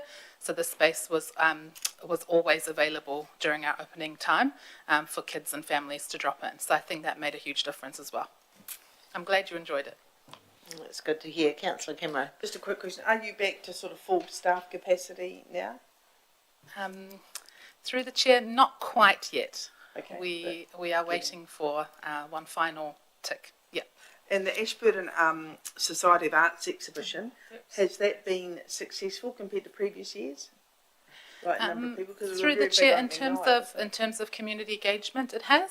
Oh, good. I would say that in terms of sales, maybe a little bit lower than previous years, but I think that's just a reflection of the economic times at the moment. But in terms of people through the door, people enjoying the exhibition, certainly, as always, very popular. That's marvellous, yeah. And I think that finishes on Friday, so it's not too late to have a quick look. Thank you. Any further questions? No, thank you, Shireen. We'll go now to the library report, which is on page 73. Welcome up, Jill. This is your last activity briefing.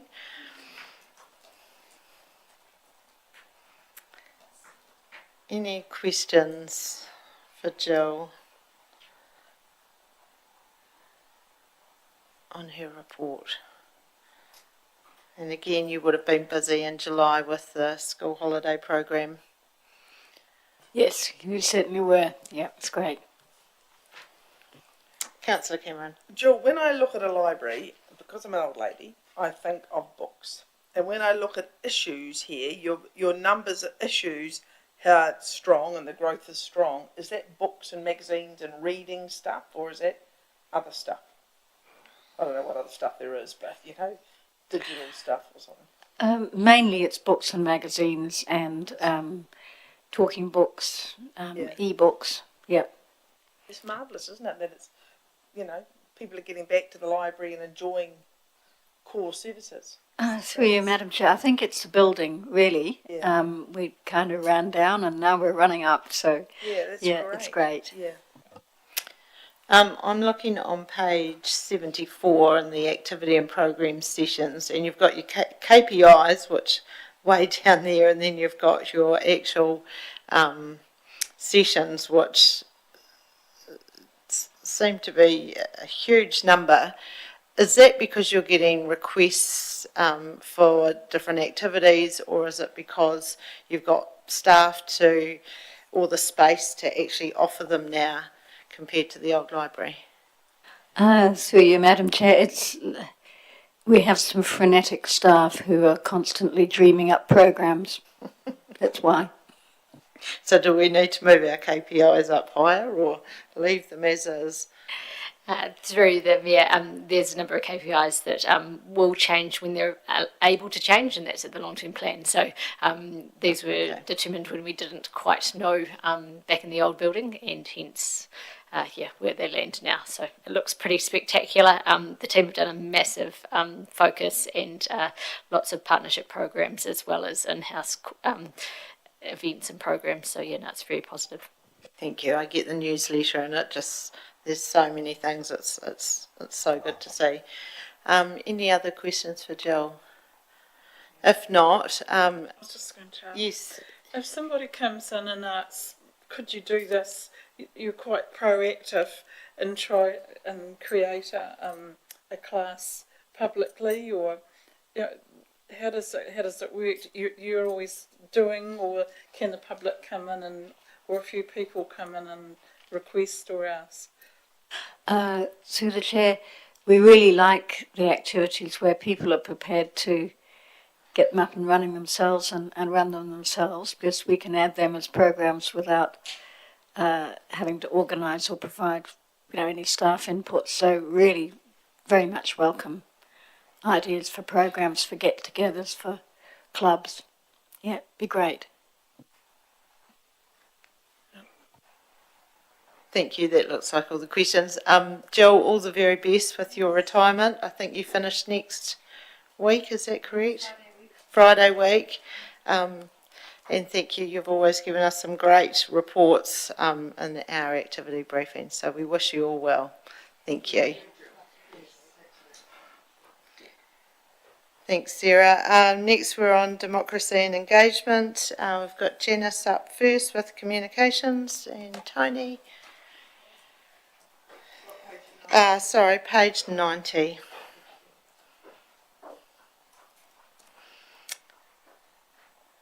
Any updates? Janice, any questions? No. Question first, Councillor Wilson. To do with perhaps the elections, obviously the council, the chief executive has alluded that the council is going to run some information evenings or some candidate. Can you just perhaps expand on that now that we're getting to the crux of we know we have actually people standing for the election, so there isn't going to be need for that? Yes, in the past, council hasn't been involved actively in putting on candidate evenings, and we have left it to either the media or sometimes a service club. And I've always felt that that's a little bit risky in that if one of those other groups doesn't step up to the mark 1 year, then those candidate briefing evenings wouldn't happen at all. And so that we should be active in that space to ensure that, not that we're competing with other events, and we hope that other organisations will continue to organise what they think is helpful for democracy and the election, but that we should be involved so that at least something happens. So the intention is that we invite each candidate to one or both of the two sessions. We're holding one here in Ashburton and one in Methven. We have a very brief opportunity for the candidates to say a few words. And then we will have the opportunity for those there to ask some questions.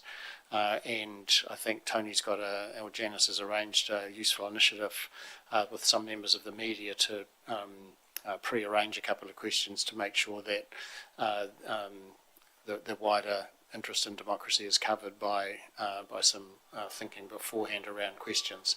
The trick will be to manage that within the time frame.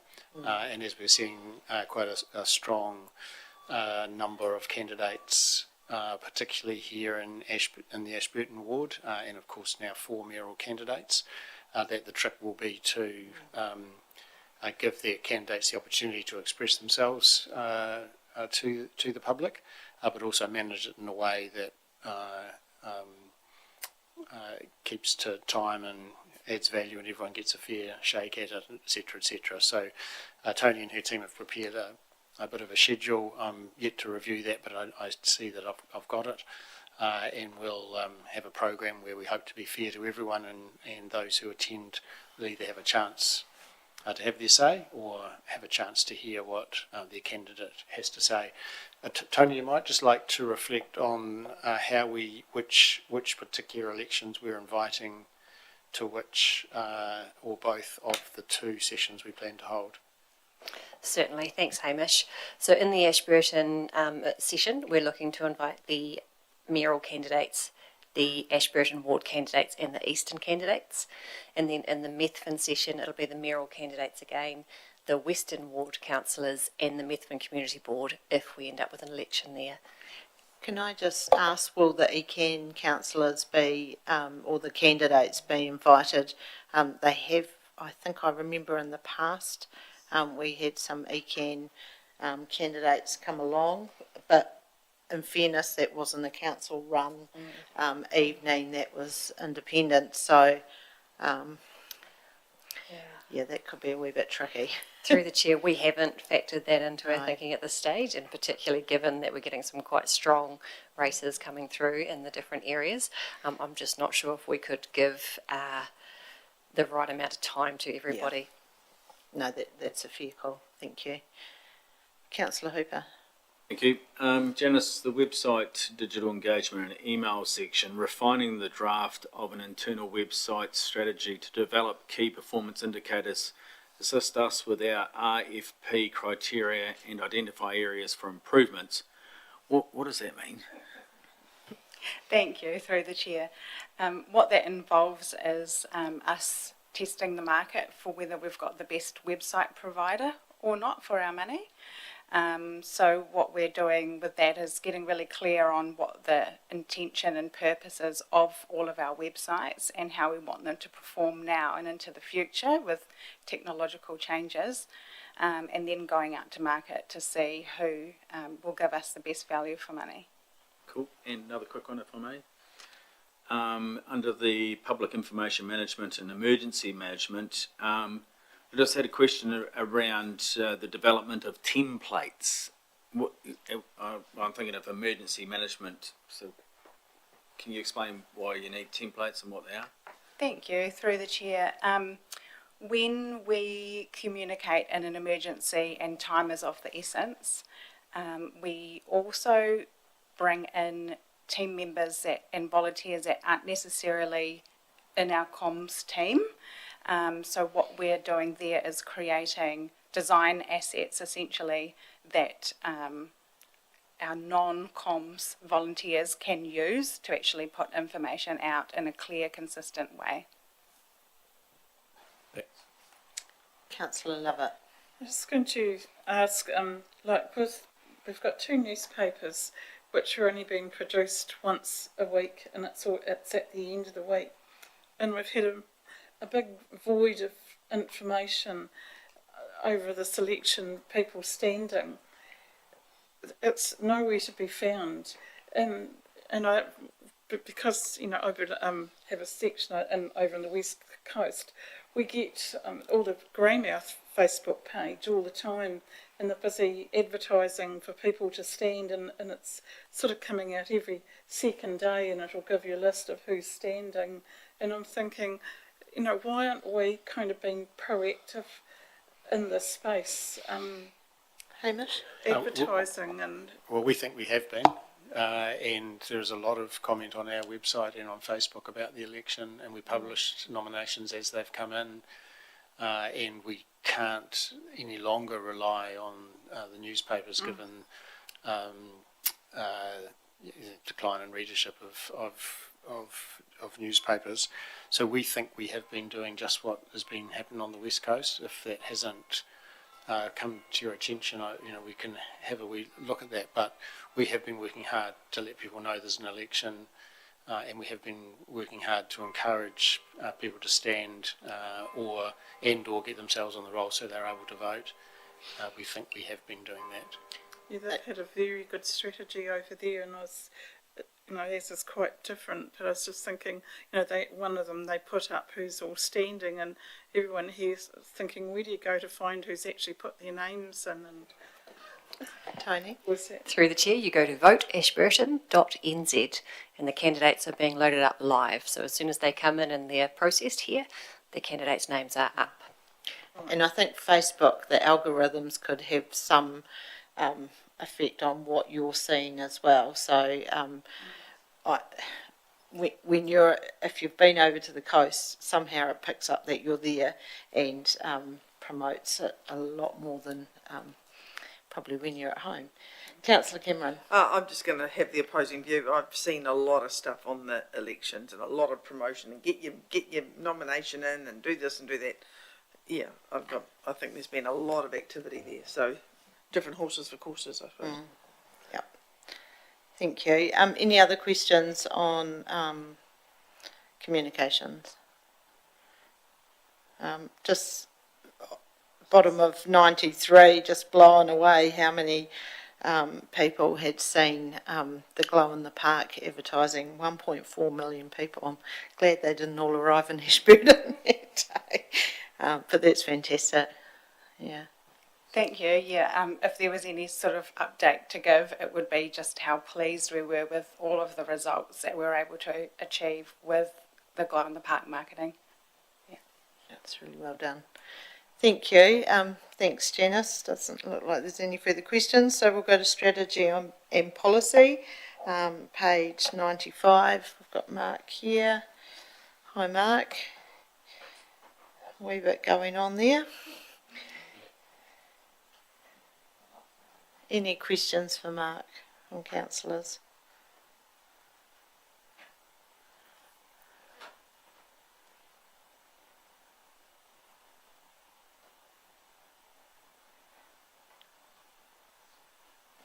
Councillor Ellis. Thank you. The open spaces strategy, which seems scary as I remember it, and it's 10 years ago.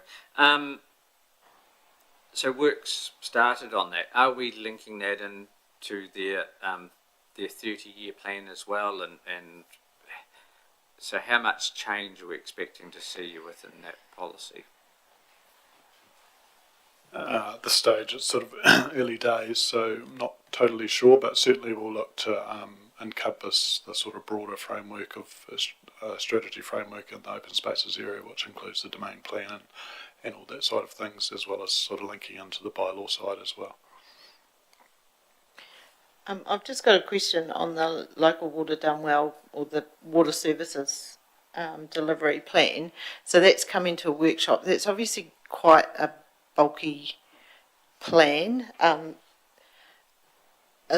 then I say, then we adopt it and then it will go through. So is one workshop enough for councillors to get their head around it? And I guess technically it's our plan, so we do need to have a reasonable input into it as well. It's a very detailed but very prescribed plan. Right. So the opportunity for significant change or input, as you describe, is probably limited. Okay. Because it has to contain a whole lot of things, and that's how we've approached the draft. But yes, you may see the need to alter it to some extent. I think the primary motivation for the workshop is to explain it to you in enough detail for you to be comfortable that the plan meets its purpose, and then we do have to formally adopt it. It has to be certified by myself as demonstrating a financially sustainable approach to water service delivery. So again, the opportunity for council to, say, amend some of the financial planning instruments still has to mean that the CE would believe it to be a financially sustainable plan. So there's kind of a limitation or a statutory obligation to consider it in that light. So our intention is to explain it to you. It is very detailed but very prescribed. So hopefully you'll come away with an understanding and confidence that the plan meets its legal requirement. Remember, the purpose of the plan is essentially to enable approval by DIA and the Minister that we can move to a standalone business unit. That's its purpose in reality. And if the DIA, I think or the Minister accepts it, then we're free to move on and implement the standalone business unit. I think there's been 3 water service delivery plans so far accepted by the Minister. Right. One in Selwyn, one in Waimakariri, and one in Hamilton, South Waikato. So those are the only 3 that have currently been accepted, and there's clearly going to be perhaps an avalanche of plans delivered by the due date of the 3rd of September, which is an absolute date. Yep. So we have to meet that date. So yes, we'll have to work hard. If council felt there was a need for a further examination of the plan before adopting it, we would simply have to find the time to have a second or third or whatever workshop for you to get the comfort that it does what it says it's doing. Right, thank you. Councillor Cameron. Thank you. Through the chair, when I look at the strategies, the big list of them, so I can see you're going to be quite busy, current projects and the project description, there's a lot of to be confirmed for the finishing date. I'm particularly interested, because we've discussed with the forestry at the activities briefing this morning, and the forestry are doing their report, and it's been going on for a year. What determines a finish date? I guess having adequate information to help you make the decisions that you need to make ultimately. So at this stage, in terms of the forestry one, there's still a whole lot of work going on behind the scenes to gather what's needed.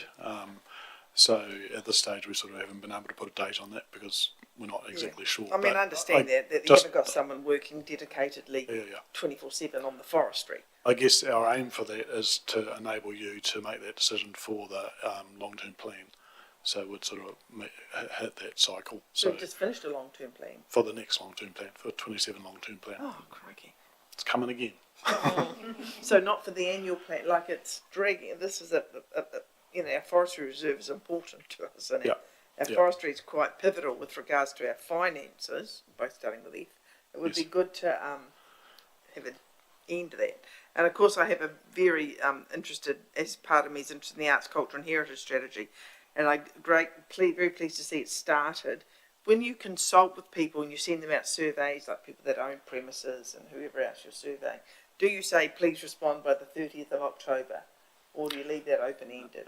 For this one, I think we've got the 24th of August, so it's just very much an early opportunity for them to feed into what they think the strategy can contain. It's not a formal consultation or anything like that, it's just an early opportunity. Yeah, I understand that. And given there's a whole range of groups, we sort of had a reasonable period of time, because some of them would sort of only meet every month or couple of months or whatever, so we wanted to give them a reasonable period of time to respond to that. Okay, sure. Thank you. Any further questions for Mark? No, thanks, Mark. Next we have Anne and the report on memorial halls and reserve boards, page 106. Hi, Anne.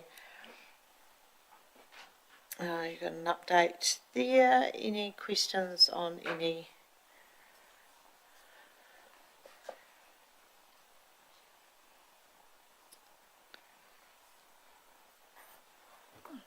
Councillor Lovett. Just going to the Rakaia Memorial Hall, have we got a date or anything, a timeline to go out for public consultation in Rakaia about the hall, or do we have to? Because I know they gave us an adamant they're saving their hall. Thank you, through the chair. So this was to bring the Rakaia Hall Committee up to speed with what the findings were out of the seismic assessment and the feasibility. So as you're aware, there's a few different pathways that can happen from here. We've received the message loud and clear from the Rakaia Hall Committee that is to be saved, and certainly we also had an interim conversation with the Rakaia Community Association. So we'll work through the next steps with property and keep everyone in the loop. Councillor Ellis. Thank you.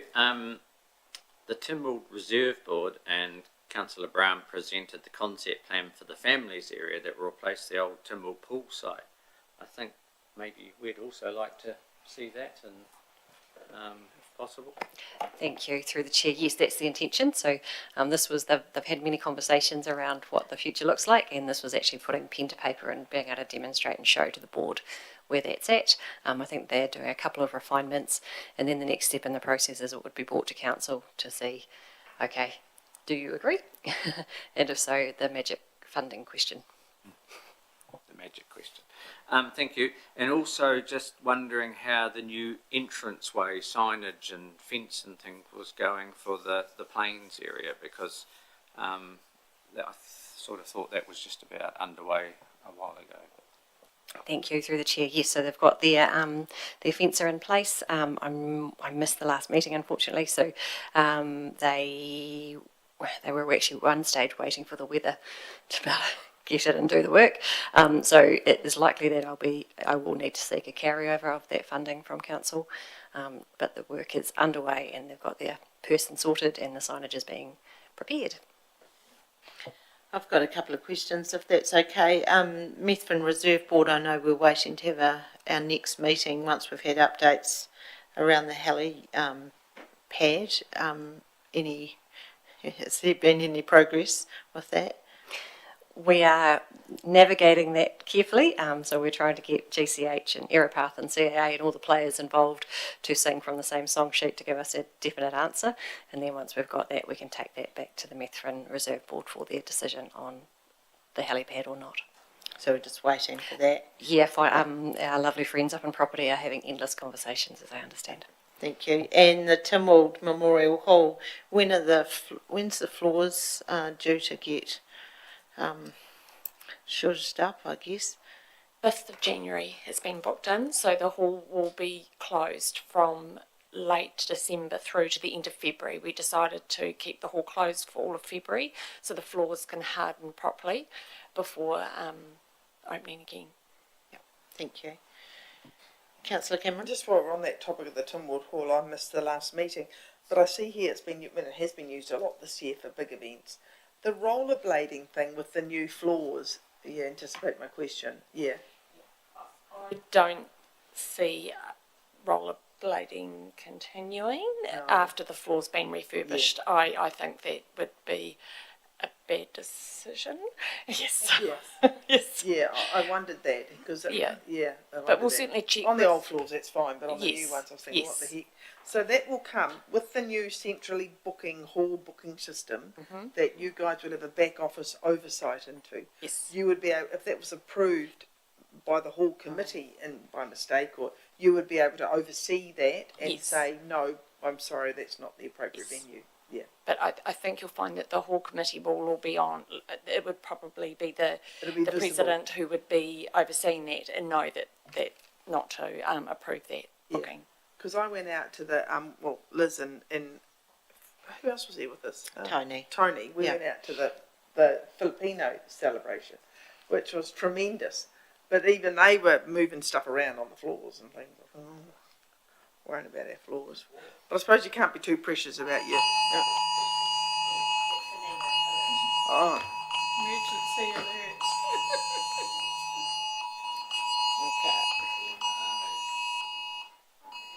So that was just a tsunami I had my phone on emergency alert. My phone was on silent too, but still came through. So if anyone needs to... Thanks, Anne. I don't think we need to evacuate from here. It's people onshore. We're all good. Okay, question from Councillor Lovett. Right. I picked up the old AED from the Tynwald Hall, and it's going back to Red Cross, and they're going to put a new battery in it and look at an outside cabinet, and if we've got another hall, it can go on to that. And I was just wondering whether it goes on the pavilion up in the domain. And Red Cross has got funding from a legacies here in Ashburton, and they are quite prepared to fund this and put batteries, and we need to find the rest of them sitting around the district, and they will put batteries in the Red Cross ones. Thank you, Councillor Lovett. I will talk to you after this meeting. Yes, so if you know of any more Red Cross ones, let me know and I'll arrange that for you. And there's also a fund from Advance Ashburton that helps put AEDs in places around the district as well. Great, thank you. I don't think there's any more questions for you, Anne, so thank you for that. Last we have Mercedes with the Welcoming Communities report on page 107, and we've got the Welcoming Communities plan, which I think there's been quite a few copies out in the councillors' lounge, so grab one of those. Any questions for Mercedes on her report? Lots happening.